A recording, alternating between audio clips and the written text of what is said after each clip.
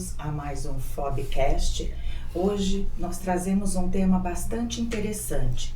A obesidade e suas comorbidades interferem na saúde das gestantes e dos bebês?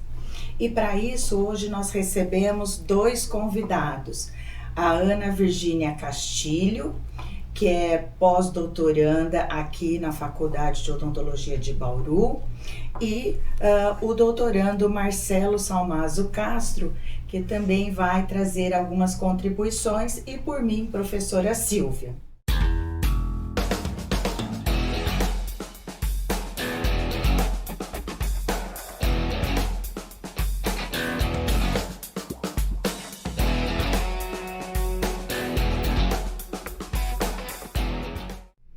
E eu começo passando a palavra para o Marcelo, para a gente fazer aqui uma discussão sobre esse tema bastante interessante.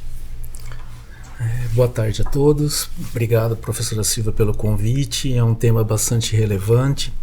E para iniciar esse tema, eu gostaria de saber, em relação à obesidade, qual que é o quadro que hoje nós encontramos tanto no Brasil como no mundo?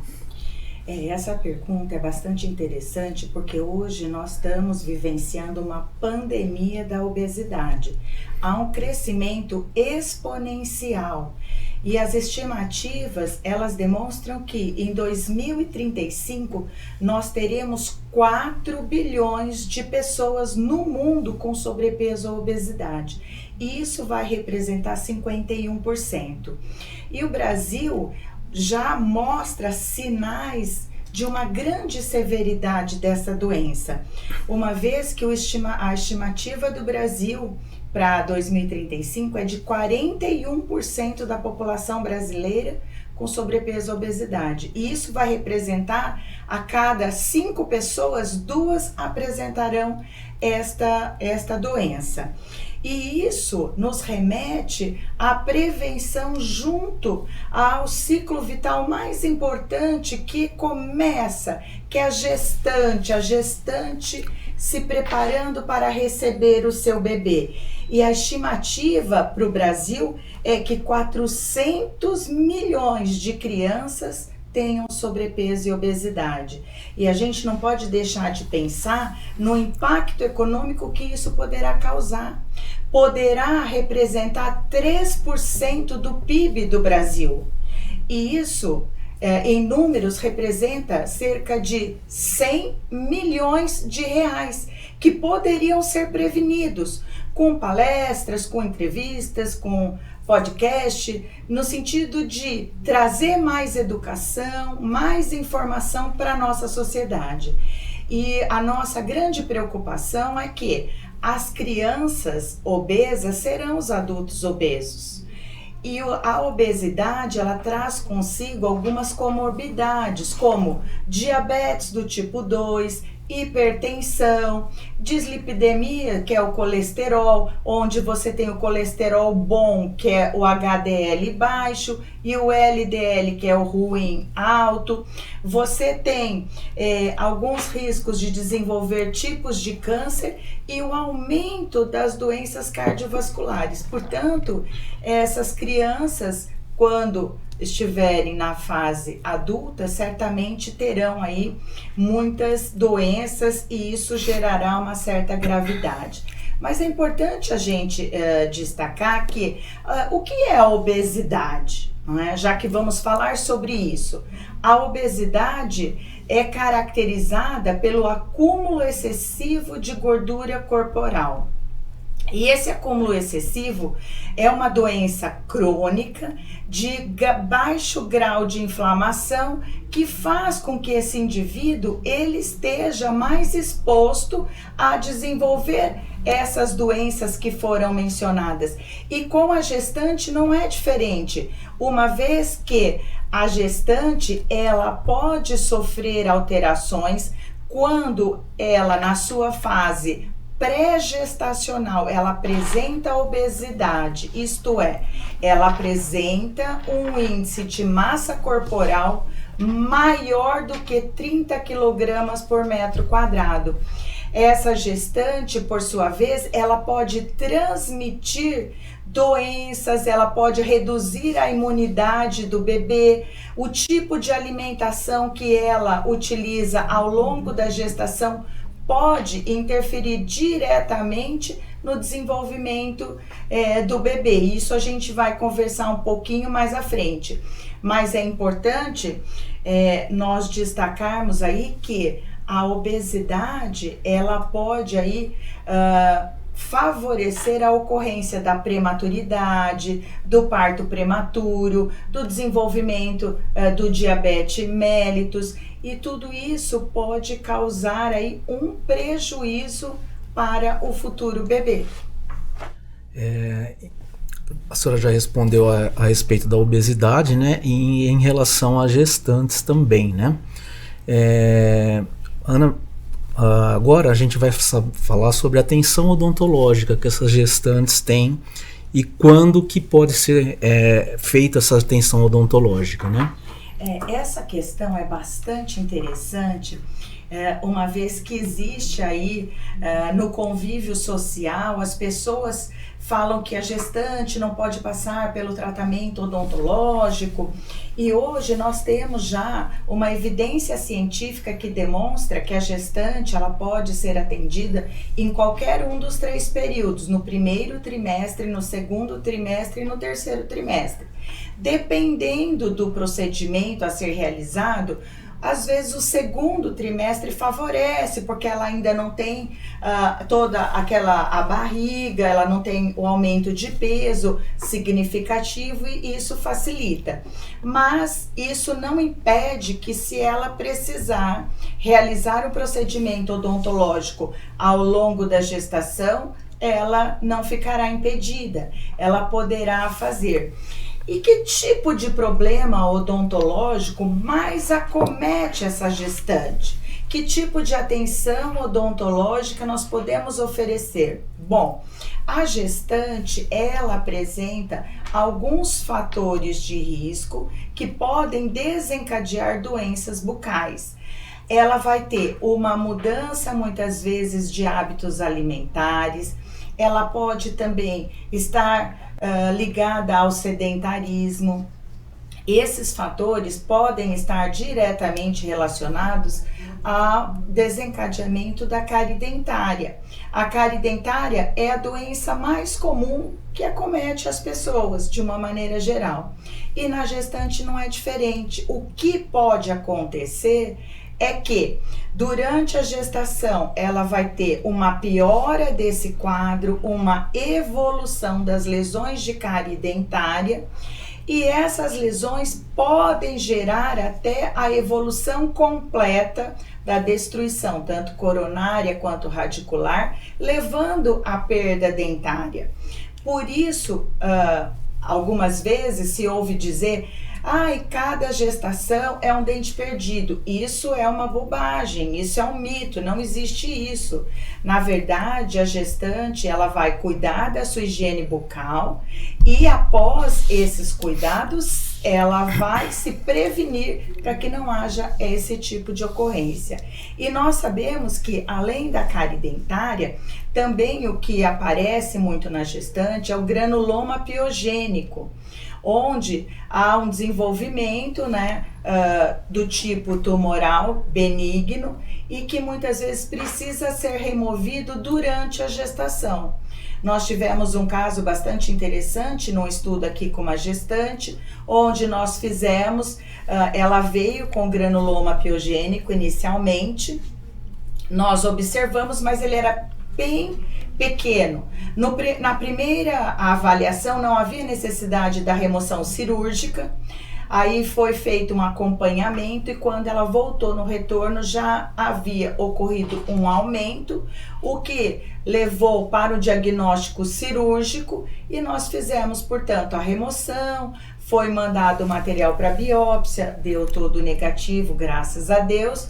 e ela pode ter o seu bebê tranquilamente, sem nenhuma alteração, sem nenhum problema. O nosso compromisso é isso, é manter essa gestante com saúde, segura, com uma boa qualidade de vida, para que ela possa, de fato, cuidar do seu bebê quando esse bebê chegar.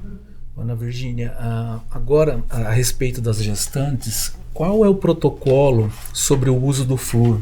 Esse flúor ele deve ser feito de forma tópica ou sistêmica? Então, inicialmente eu gostaria de falar que a gente deve ter um cuidado na administração do flúor, né? A gente tem que saber que saber a importância que o flúor tem nessas grávidas, né? Então, ele deve ser administrado no nível correto. Então, a gente não pode nem administrar ele de mais, nem de menos, porque se a gente administrar ele demais, a gente pode causar a fluorose dentária. Então, a gente tem que prevenir a cárie dentária e também evitar a fluorose dentária. E no passado, a gente sabe que era preconizado para essas gestantes tanto o uso do flúor sistêmico como o uso do flúor tópico. Só que o que acontecia no passado? A maioria do sistema de água, né, no Brasil, ela não era fluoretada. Então, se preconizava que fosse administrado para essas gestantes tanto o flúor sistêmico como o flúor tópico. Às vezes um ou o outro, às vezes até em conjunto. Só que hoje em dia a gente sabe que a maioria, né, das águas do nosso Brasil, ela é fluoretada. Mais de 75% das cidades brasileiras com mais de 50 mil habitantes, o sistema de água é fluoretado. Então, não há necessidade da gente complementar, né, esse flúor tópico e o flúor sistêmico. E outro ponto também que a gente tem que colocar é que o flúor, quando administrado sistemicamente, ele pode impedir a ação do cálcio, então pode prejudicar a absorção do cálcio no organismo da gestante. E um outro ponto também é que a gente tem que analisar é que o flúor, ele tem uma ação pós-eruptiva, então ele age depois que o dente erupciona. Então, não teria essa necessidade de você administrar o flúor na gestante, sendo que a ação dele é pós-eruptiva. Complementando a fala da Ana Virgínia, esse ponto é bastante interessante e hoje há uma concordância na literatura onde o maior benefício que nós podemos obter em relação ao flúor é justamente o flúor tópico. E para a gestante, nós não teríamos uma indicação. Hoje, ela já tem todos os benefícios, como a Ana Virgínia colocou, e hoje a gente não recomenda que seja prescrito o flúor para a gestante, quer seja no modo tópico ou no modo sistêmico. Uhum.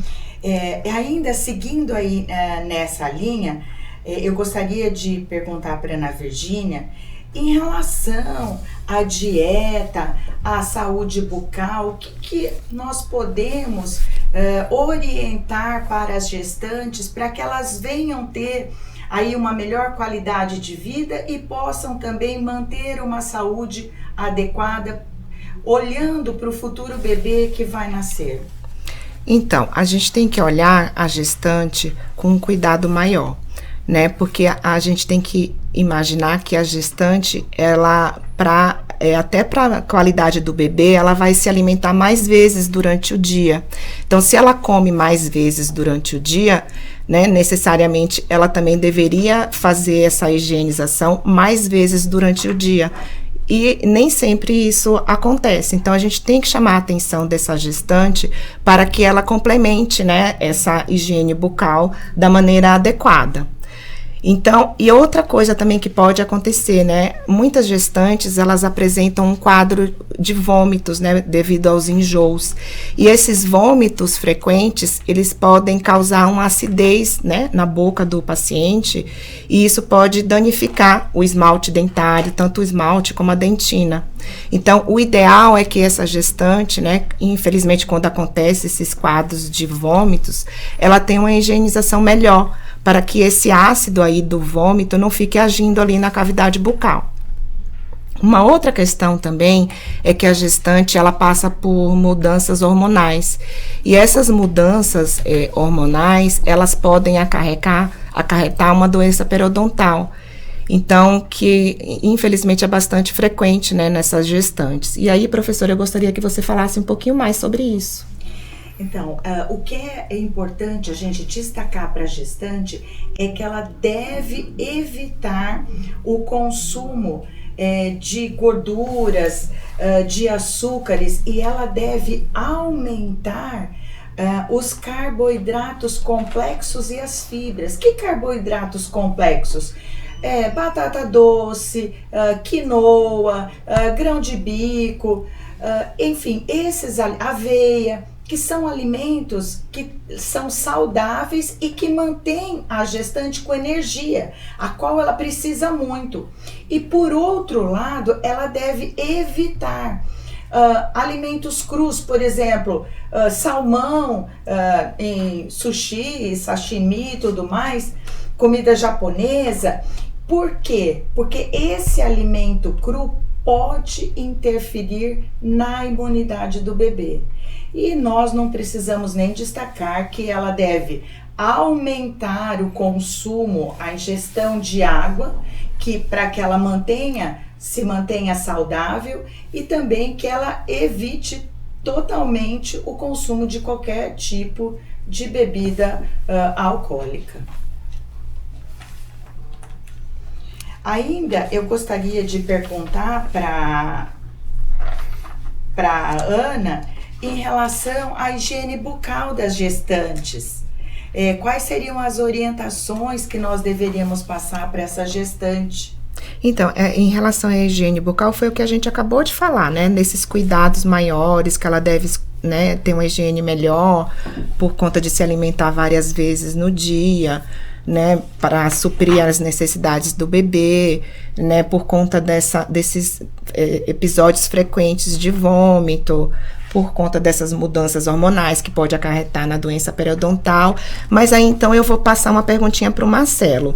Então, que tipo de anestesia a gente deve indicar para paciente gestante no tratamento odontológico? Sim, antigamente, né, existia um mito do tratamento da gestante, né? Tanto as gestantes como os profissionais, eles não estavam preparados para receber a gestante. Então, o que faziam antigamente?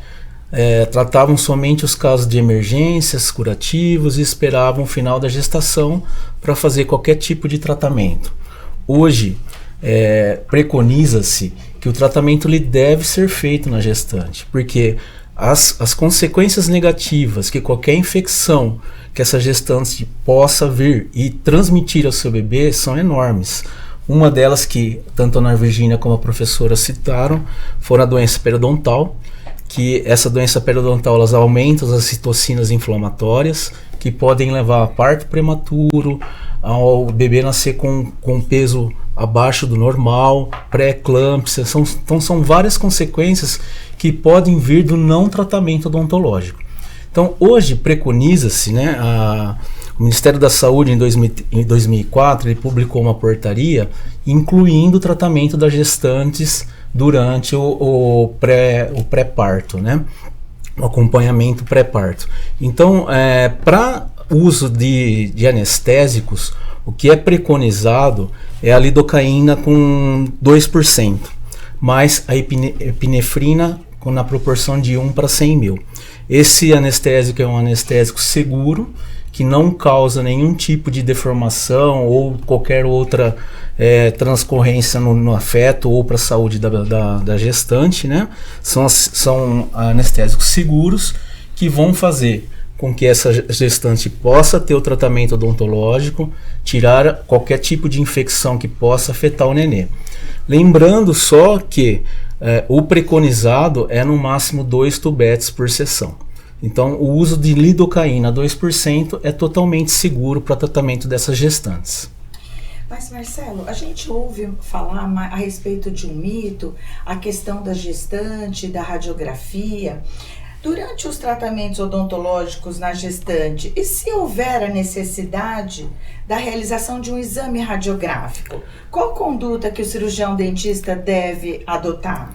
A exposição à radiografia odontológica ela é mínima, ela não vai causar nenhum tipo de dano ao feto se forem preconizados os protocolos que hoje estão vigentes para tratamento dessas gestantes, que é colocação de avental de chumbo, proteção de tireoide, usar películas ultrassensíveis que diminuam a exposição ao feixe de raio-x, evitar repetições de radiografia. Então, usar o raio-x da forma adequada e com segurança não vai trazer nenhum malefício nem para a gestante, nem para a formação do bebê. Então, o protocolo fala, pode usar o raio-x sem problema nenhum, tomando essas medidas de segurança e fazendo com que o tratamento seja seguro para o bebê e para a gestante.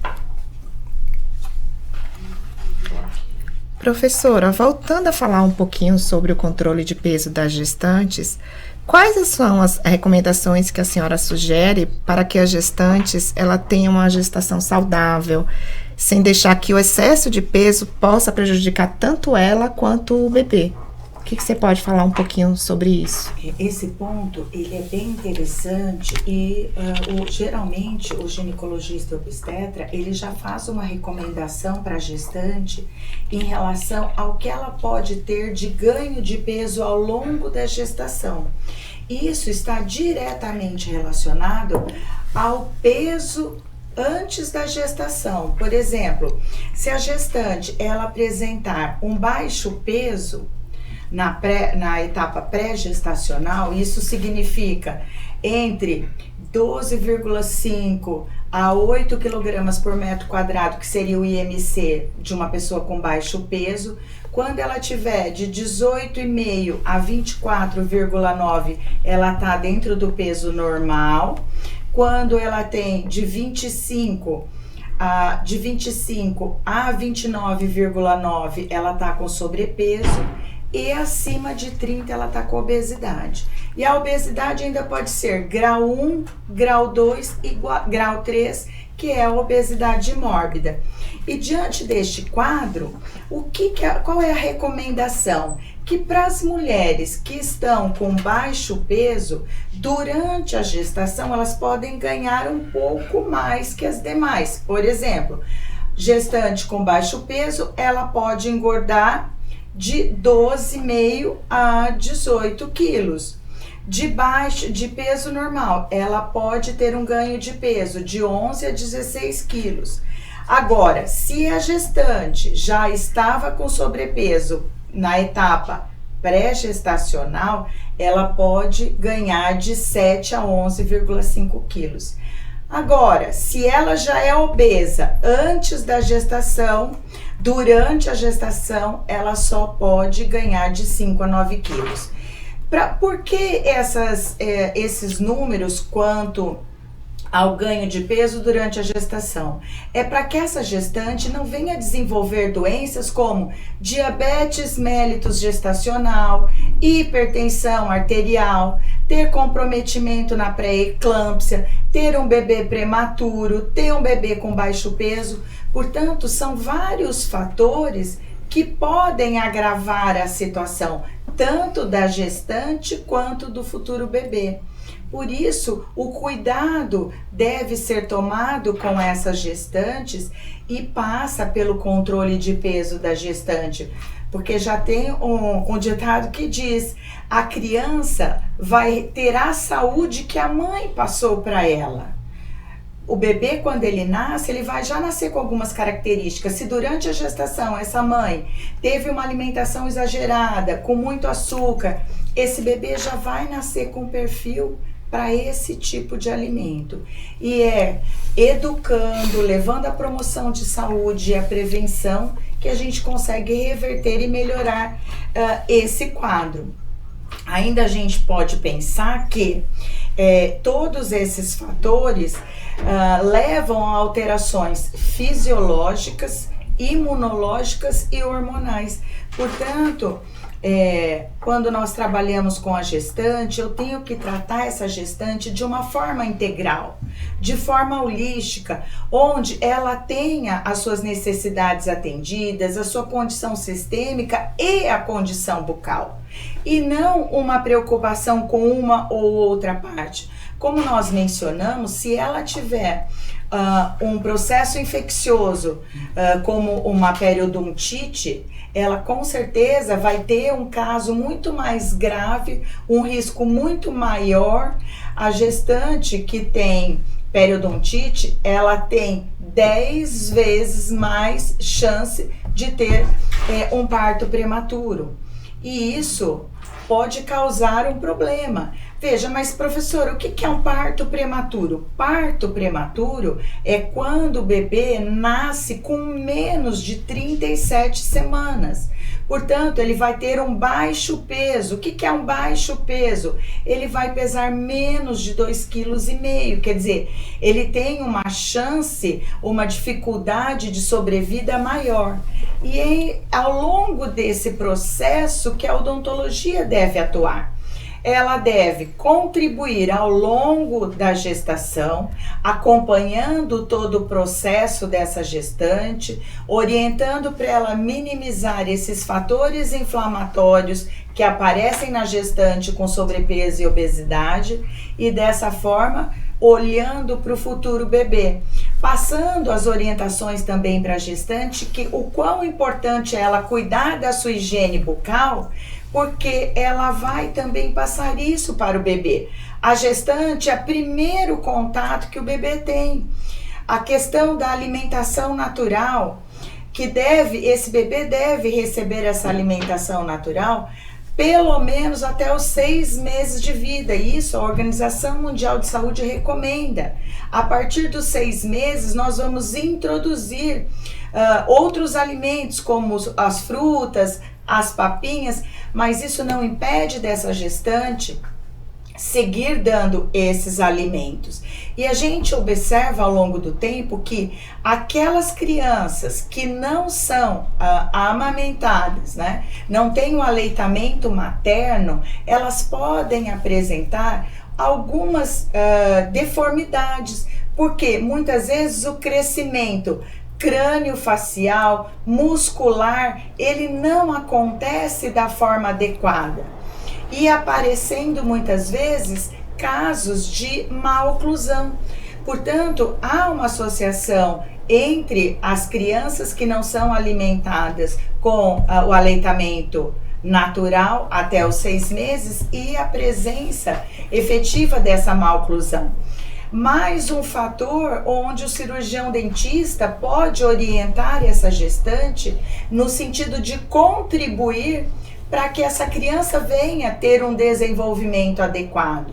E quando a gente explica isso para a gestante, ela passa a entender que a importância que ela tem, não só no nível individual, quando ela cuida da sua saúde, mas também quando ela olha os benefícios que ela pode oferecer para esse bebê, mantendo, portanto, todas as características que favorecem o desenvolvimento e o crescimento desse bebê. E nós também podemos acrescentar dentro dessas orientações para as gestantes, como é importante ela introduzir aí o hábito da higiene bucal, os cuidados que ela pode ter com esse bebê, já fazendo com que ele tenha aí essa familiaridade com a higiene, mesmo quando os dentinhos estão irrompendo, está começando a erupção dos dentes descidos, que são os conhecidos dentes de leite, a importância da manutenção desses dentes para que depois, quando vier a troca dos dentes descidos pelos dentes permanentes, haja, portanto, a guia e não cause uma maloclusão, para que essa criança não venha no futuro ter alguma anomalia, por exemplo, ter o arco dentário atrésico, a mordida cruzada posterior, ou mesmo algumas crianças que são nominadas na escola como dentuças, como da turma da Mônica e tudo mais. Na verdade, essa mãe pode contribuir muito para manter a saúde do seu filho e minimizar todas essas atividades que de alguma forma podem aí prejudicar o desempenho ou até mesmo causar algum tipo de bullying nessas crianças.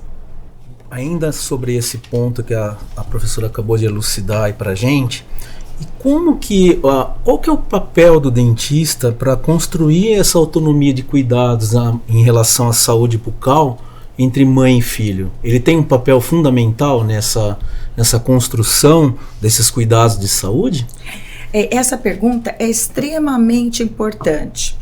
Uma vez que no passado o dentista ele tinha a responsabilidade centrada no tratamento odontológico. E hoje nós sabemos que essa responsabilidade deve ser compartilhada com o paciente.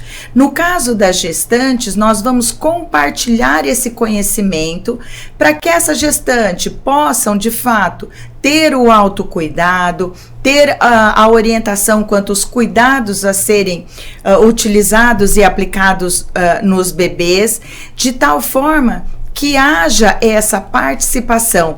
Só que a figura do cirurgião dentista é de extrema importância, porque ele vai ser a mola propulsora, ele precisa motivar essa gestante. E ele vai ter todos os argumentos, uma vez que, se ele relatar que haverá benefício do futuro bebê, com certeza essa gestante irá seguir aquele protocolo. E hoje nós não trabalhamos mais na doença, nós não esperamos que o indivíduo adoeça para posteriormente oferecer um tratamento. Hoje o que nós queremos é dar uma atenção já nos primeiros níveis de prevenção, onde você propõe que haja uma promoção de saúde, mantendo tanto a gestante quanto o bebê com saúde e fazendo as proteções específicas, as quais nós já mencionamos ao longo aqui da nossa conversa desta tarde.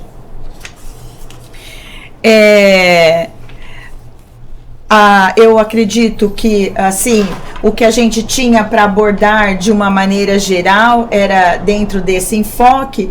Aí eu vou passar a palavra para a Ana Virgínia, inicialmente, se ela quiser complementar, porque pode ser que ainda haja alguma informação que ela gostaria de acrescentar. Não, eu acho que sempre toda a informação é bem-vinda, mas eu acho assim que a gente tem que deixar muito claro para a gestante é que ela tem que ter um cuidado maior do que uma paciente que não é gestante, né? Então ela sabe que ela também tem, a gestante ela tem mais fome, né, do que o normal. Então ela sabe que ela vai comer mais vezes. Então ela sabendo que ela vai comer mais vezes, ela tem que dar uma caprichada na escovação. Então ela tem que escovar mais do que ela escovava antes, porque ela vai ter mais fome, ela vai ter que suprir as necessidades do bebê. Então eu acho que uma questão fundamental é deixar claro para essas pacientes que ela vai ter que ter um cuidado um pouco maior do que ela já tinha com a higiene bucal dela. Nesse ponto eu queria falar isso.